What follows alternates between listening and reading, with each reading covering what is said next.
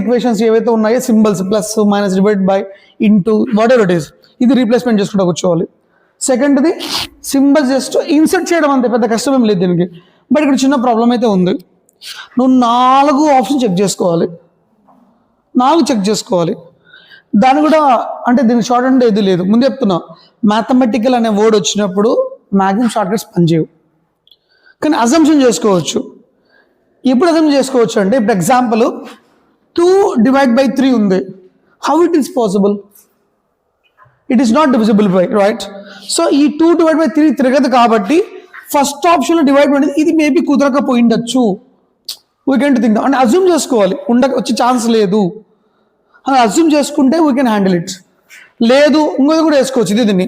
ఇప్పుడు 2/3 × 8 ఇది కూడా క్యాన్సిల్ అవ్వదు, క్యాన్సిల్ చేయలేము దీన్ని, నేను చెప్తాను మ్యాథమెటికల్గా.